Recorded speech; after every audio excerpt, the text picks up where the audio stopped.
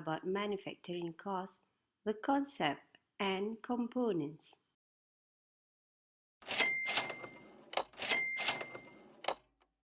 Here are three main reasons why you should value cost information in managerial accounting. Planning. In planning, cost estimation and budget could enhance the ability of the business to excel. From deciding selling price to upcoming income analysis, the right decision when using cost information is always the crucial part. Controlling. The cost information will be regarded as part of control system which will control and guide. Decision making. Often business facing difficulties in decision making, focusing on relevant costs, the decision making come easier to choose between alternatives. Now, there are difference between costs and expenses. The term cost more focusing on the sacrifice which will benefit the future. For instance, when you buy a machine for 15,000, later the benefit may be last for 10 years. While the term expenses more focusing on the current period benefit. If you pay insurance expense for 1 year, that's it, you only will get the protection for 1 year.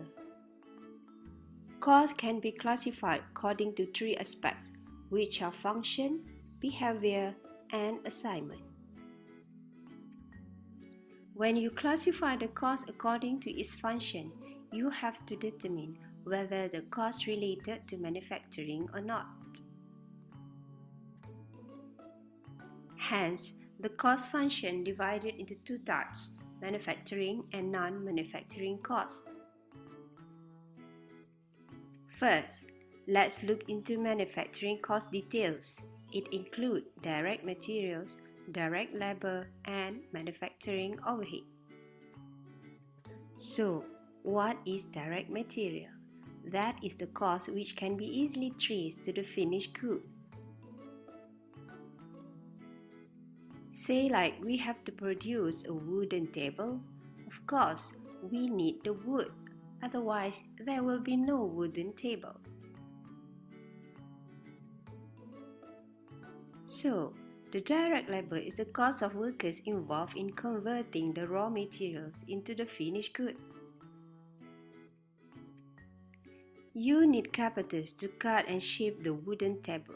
So in this case, they are the direct labors. Now, overhead is the easiest part. Hopefully, other than that, direct materials and labor, the rest of the cost will be considered as manufacturing overhead.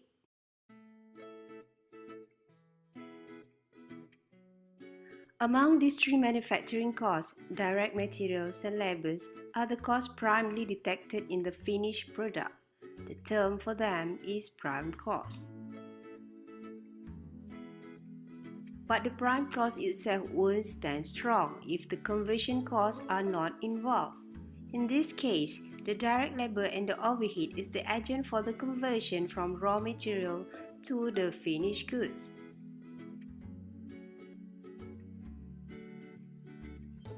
These are the costs included in non-manufacturing costs, the selling cost and administration cost. Selling cost is the cost involved to market the finished product. It may include advertising, commission, and sales executives' salary. Whereas the administration costs are the costs other than production and selling costs.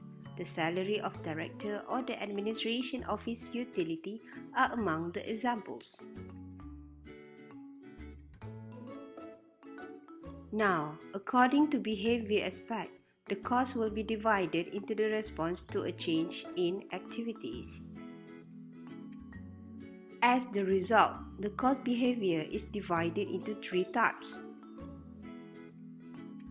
The variable cost, the most sensitive among the three. a cost directly proportionally to the change in activities. For instance, you will need more wood to produce more wooden table, hence the wood as the direct materials is the variable cost.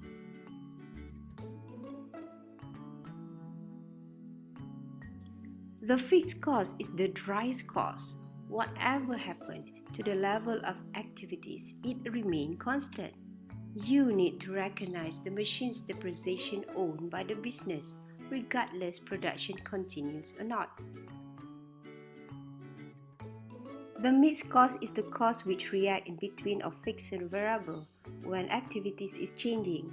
Utility expense like electricity is always the common example for the cost. From the aspect of assignment, you need to see whether the cost directly assigned to the cost object or not.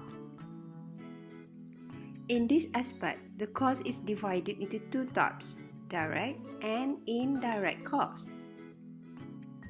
Direct cost is a cost that can be traced to a cost object like direct materials and labors. You can simply identify wood as the material for the wooden table and the carpenter as the one who shaped the table.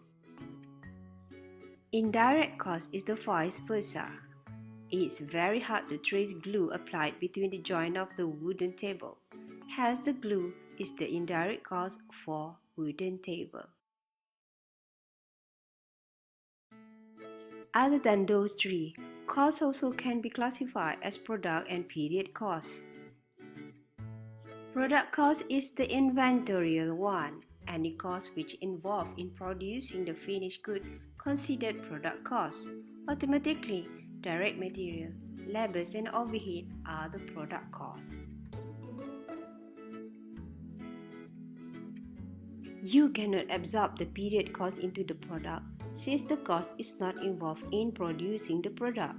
As the result, the cost cannot be the inventoriable cost.